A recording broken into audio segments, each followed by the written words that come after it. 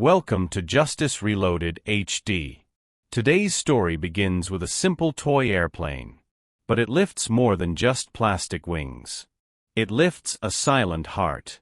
And it changes a life that once seemed beyond healing. If stories of quiet kindness and unexpected healing move you, if you've ever believed that one small gesture can change the course of a life, then this is your place. Please like this video and subscribe to Justice Reloaded HD, so you never miss a moment that might just restore your faith in humanity.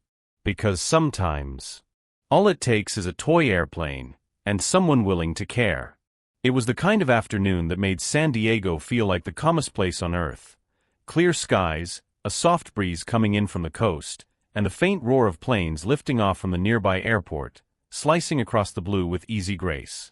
Just a block away, tucked behind rows of blooming bougainvillea, sat a small garden cafe. Tables were scattered beneath trellises of ivy and tiny string lights that hadn't yet been turned on. It was peaceful. Almost too peaceful. At a table near the edge of the patio, a man in his early 60s sat quietly, his coffee untouched, eyes focused not on the view, but on the little boy across from him. Wesley Grant had built his fortune in the skies. A self-made billionaire in the aviation industry, he had spent his life building aircrafts that crossed oceans and broke records. But in recent months, the very sound of jet engines made his chest tighten. Because 9 months ago, the sky took something from him he couldn't get back, his wife. The accident had made headlines. Private jet. Mechanical failure. No survivors. What no one knew was how it destroyed their son. Aiden Grant had once been a lively, curious child who dreamed of becoming a pilot like his dad. He'd memorized every plane model in Wesley's office, drawn jet wings on his bedroom walls, and spent hours pretending to fly with his arms outstretched. Now, he said nothing. He barely moved. And whenever a plane passed overhead, he flinched, as though the sound alone was too much to bear. Wesley reached for his cup again, then set it back down. Aiden hadn't touched his grilled cheese sandwich. He just stared at the table, lost somewhere far away. No eye contact. No words. Not even a frown, just the dull stillness of a boy who had folded himself inward and locked the world out. The waitress approached slowly, holding a notepad she didn't need. She'd already taken their order, already brought their drinks, but something about the boy's silence had tugged at her. She paused a step away, uncertain whether to speak. Her name was Lexi Moore. 32. Local.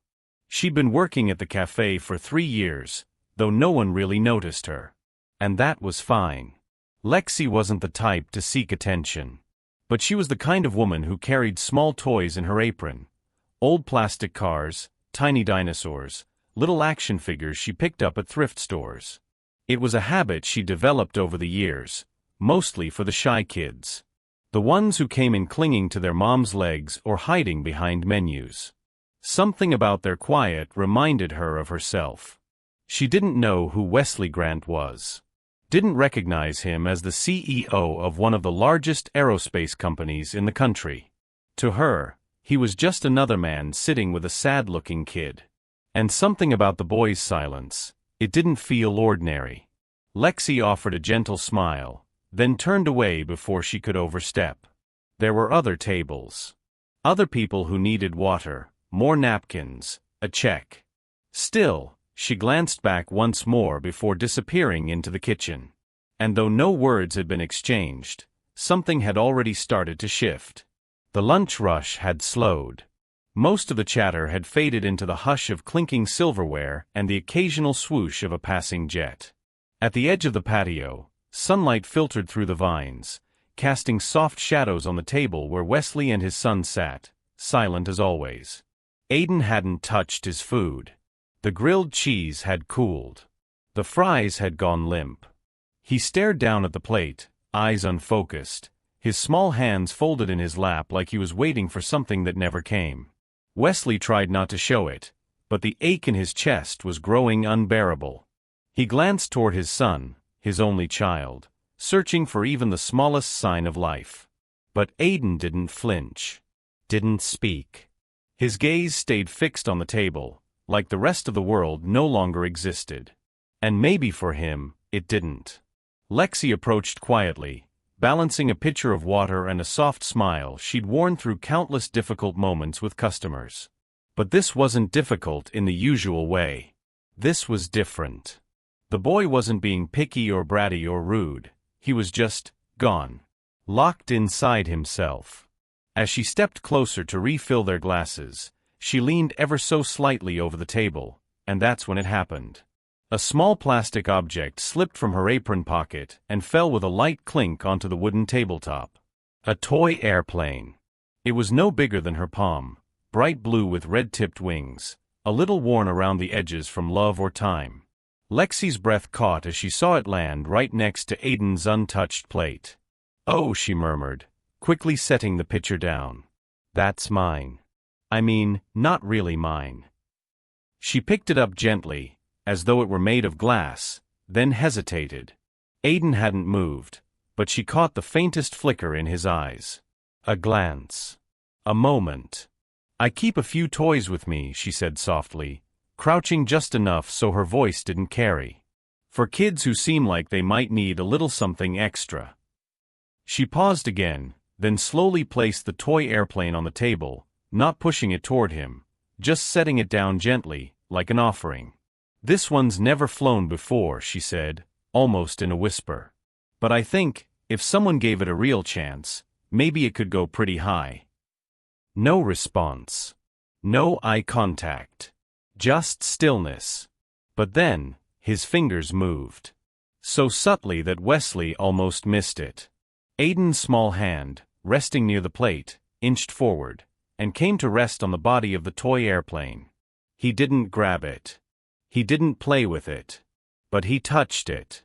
And for Wesley Grant, that was everything. He'd watched his son flinch at the sound of airplanes, push away books about flying, even tear down the jet posters in his room. Anything that reminded him of his mother, of her final flight, had become untouchable. Until now. Now, a single gesture, quiet, accidental, and impossibly gentle, had done what months of therapy couldn't. Wesley stared at the waitress, who had already turned away, unaware of what had just happened. She didn't know the significance. She didn't know what she'd broken through. But he did. He saw it clear as day.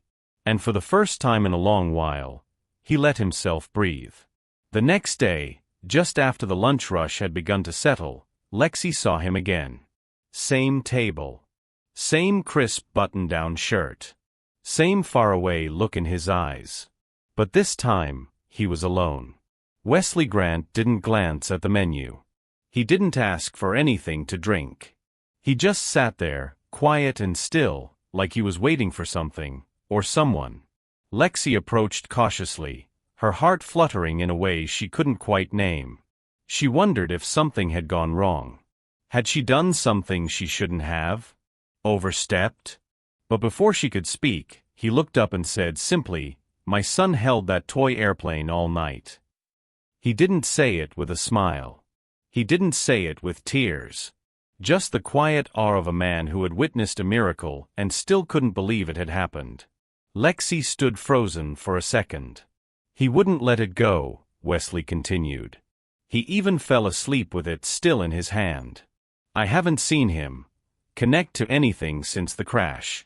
Until yesterday." Lexi blinked, unsure what to say.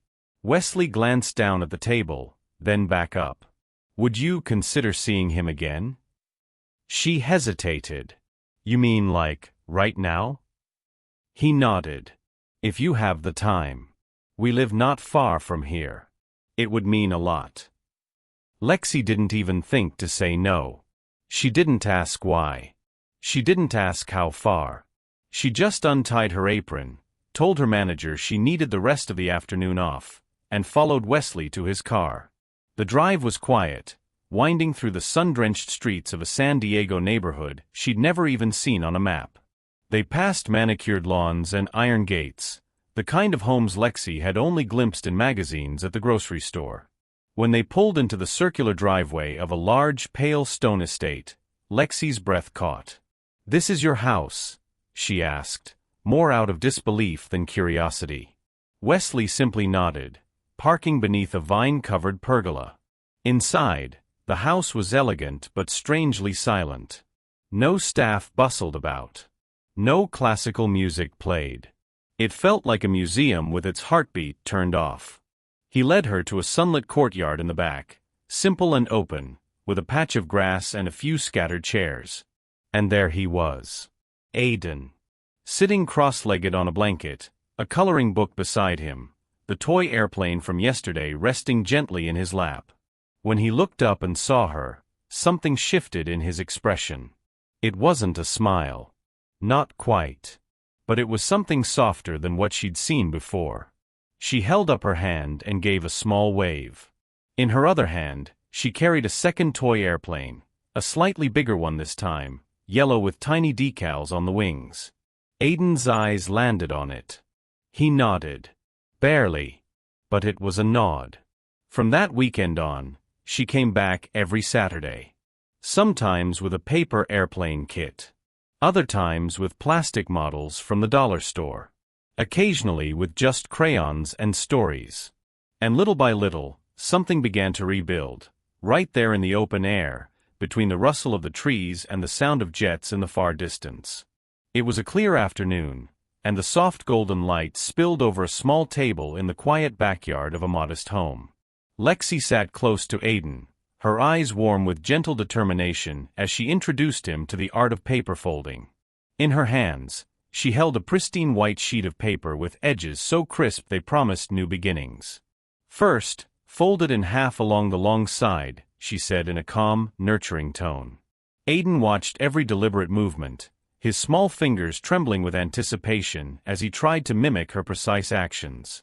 Though his eyes often held a shadow of grief, today they shimmered with a fragile spark of hope as he carefully creased the paper. With each fold, Lexi's encouraging smile grew, and her soft good job filled the space with quiet assurance. Every time Aiden completed the folding of a paper airplane, he performed a tender ritual that spoke volumes of his unspoken sorrow and longing.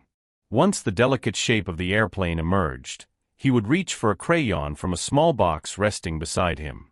With slow and deliberate strokes, he inscribed the first letter of his mother's name on one of the wings. The letter, simple yet imbued with deep emotion, was his silent tribute to the vibrant presence he had lost. Although his handwriting was still that of a child, the careful way he formed each letter revealed a maturity born from heartache. In that moment, every paper airplane became more than a toy. It was a small monument to love, a delicate bridge between memory and hope.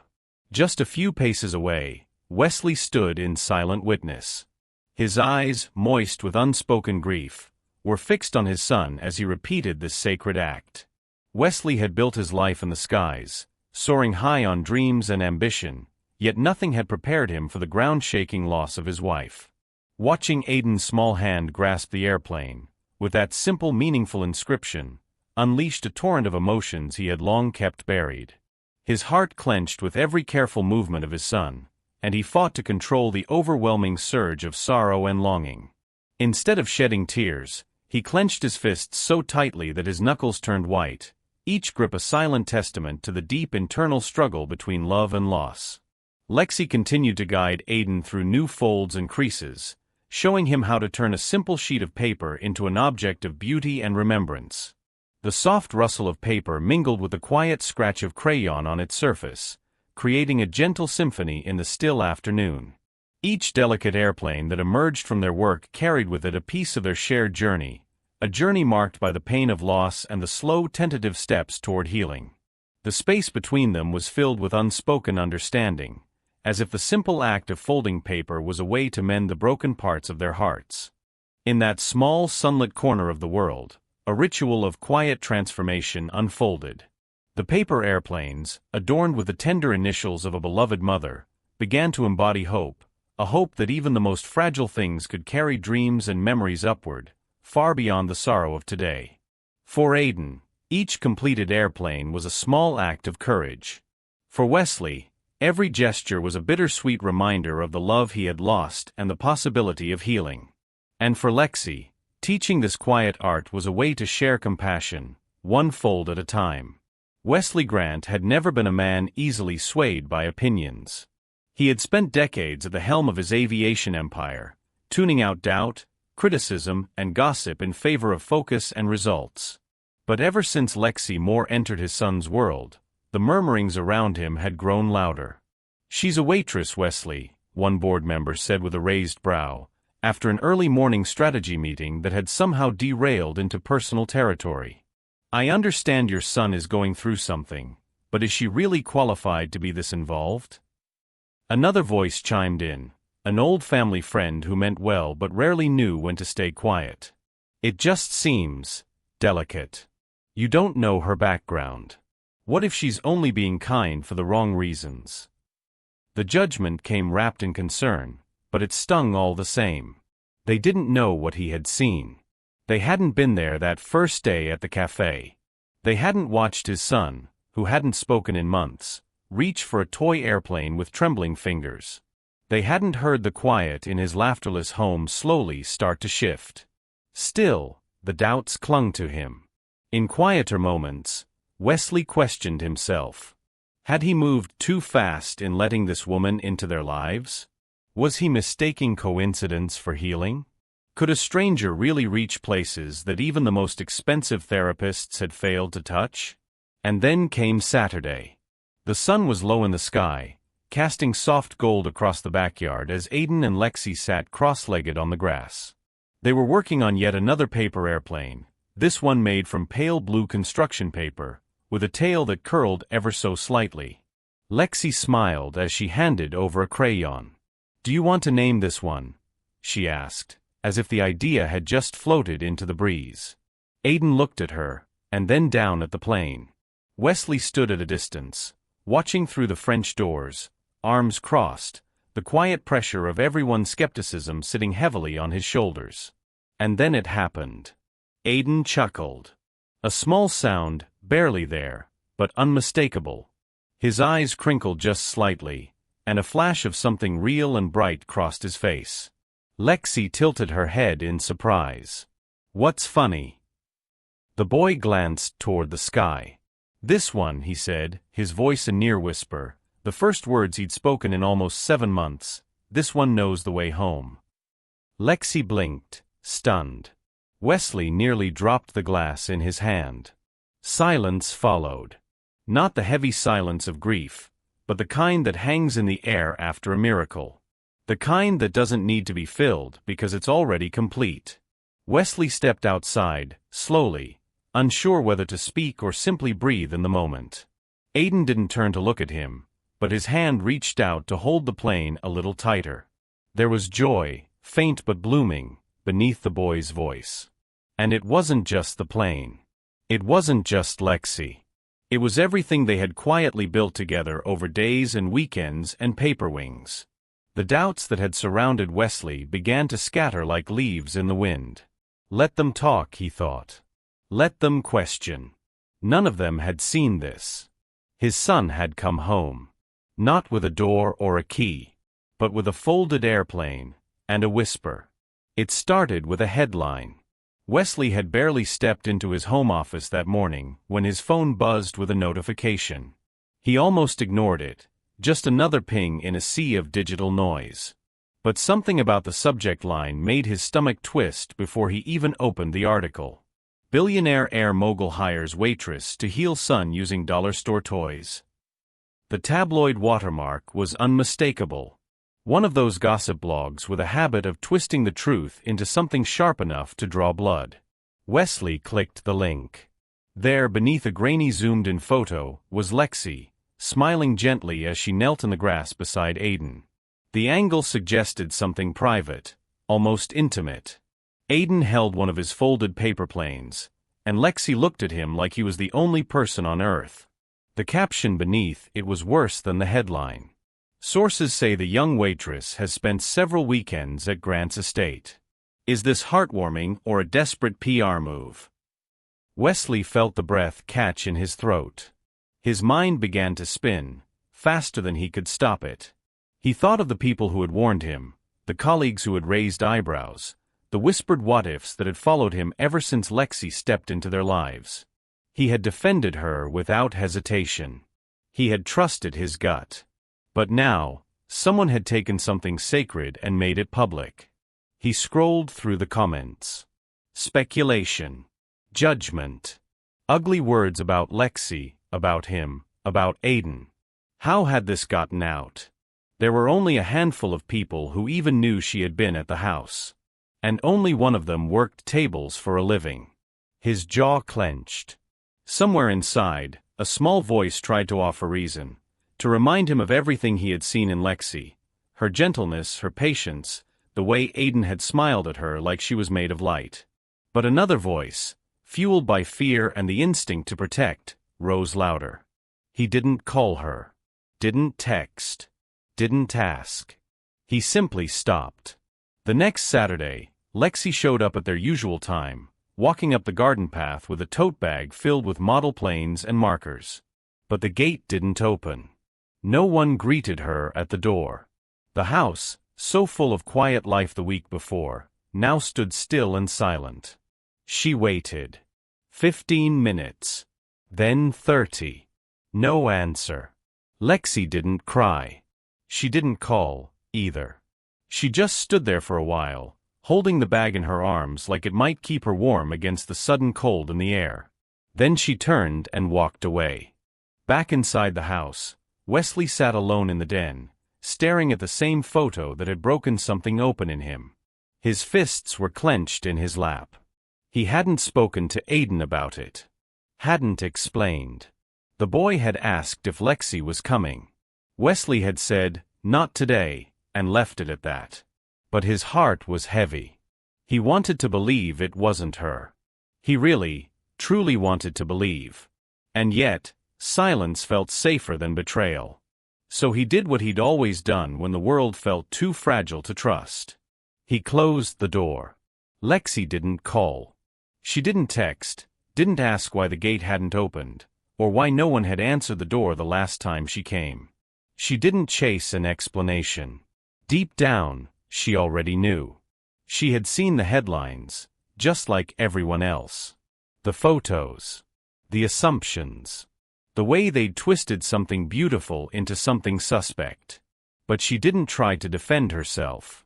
Instead, 2 days later, a small package arrived at Wesley's front door. No name, no return address, just a plain brown envelope with his name written in soft, familiar handwriting. Inside was the first toy airplane. The very same one that had fallen from her apron that afternoon at the cafe.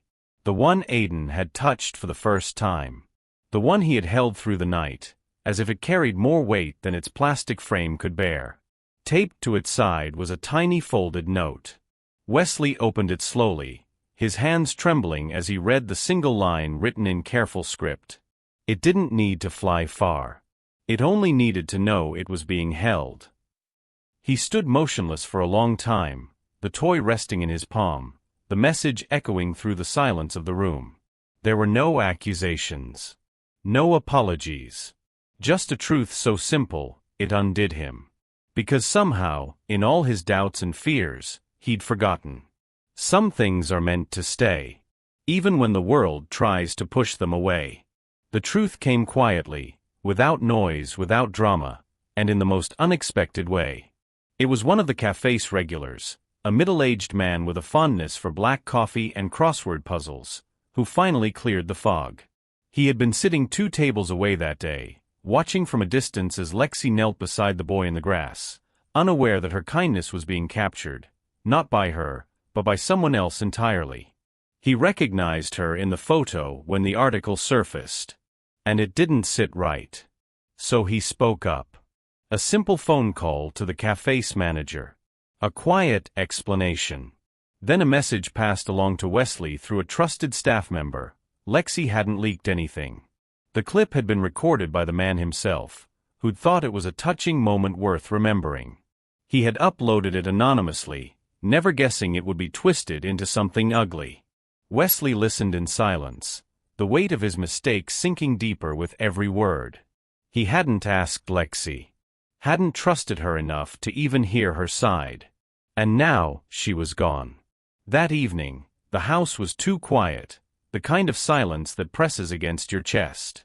He walked slowly to Aiden's room, unsure what he was even looking for, perhaps reassurance, perhaps a chance to feel close to something pure again. The door was cracked open. Inside, Aiden sat on the floor, a small desk lamp casting a warm circle of light around him. In his lap was the toy airplane, the first one.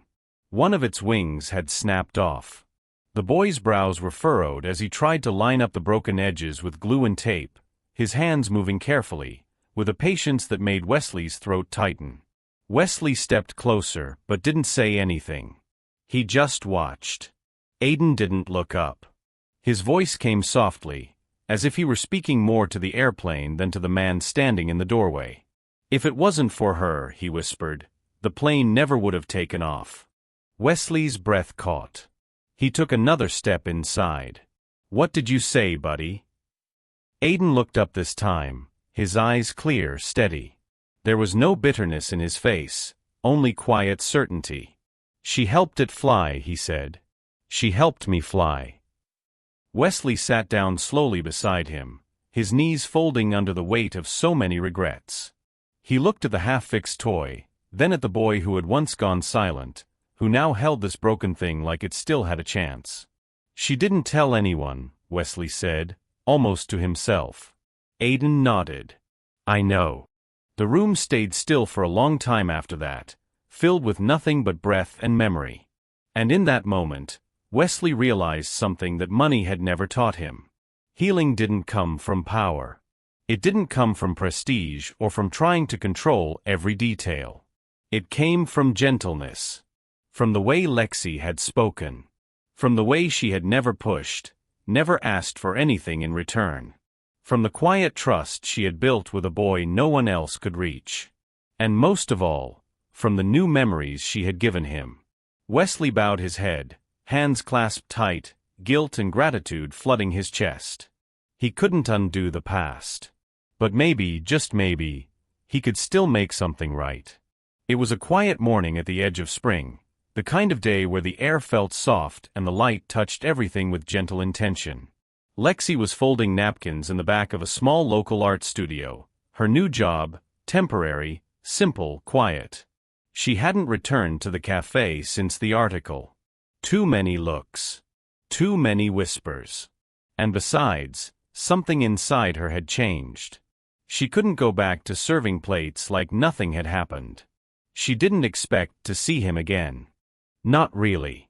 But then she heard the creak of the front door, the familiar weight of footsteps, and when she looked up, there he was, Wesley Grant, standing in the doorway of that modest studio with something in his hands.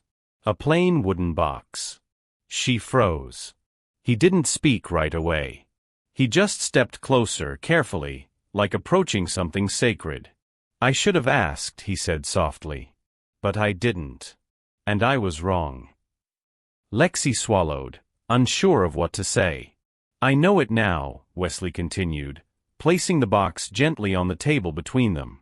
I know you didn't betray us. And I know my son wouldn't have found his way without you. He pushed the box toward her and nodded. Open it. With hesitant fingers, Lexi lifted the lid. Inside were 3 small airplanes, handcrafted from wood and plastic, intricately painted, each one bearing tiny letters on the wings. They weren't perfect, but they were beautiful, alive with effort and care. Aiden made them, Wesley said, his voice thick with something held back. He asked me to bring them to you. Lexi stared at them, eyes welling with tears before she could stop them. He used to hate planes, Wesley said quietly. Said they stole the sky. But now. He exhaled, eyes glinting with something both tender and fierce. Now he says he wants to build a whole fleet, so other kids don't have to be afraid of flying again. Lexi pressed a hand to her mouth, overcome. Wesley gave her a small, hopeful smile. We were thinking, he said slowly, about starting something real. For kids like Aiden. A space where they can heal through art. Through memory. Through imagination. He paused. I can fund it. I can build the building. But I can't do what you do. I can't reach them like you can. Lexi's hand brushed the edge of one of the planes. And if you're willing, Wesley added, I'd like you to co-found it. With me. We'd call it Wings of Trust. The room went still. Outside, a breeze stirred the trees. Somewhere in the distance, a plane lifted into the sky. Lexi looked at him, this powerful man who had once been guarded and silent, now offering something vulnerable and wide open. She nodded. Not because of the offer. Not because of the money or the vision. But because deep down, she had already begun to believe in what they could build. Not just planes. But safe places. Stories. Healing. Together.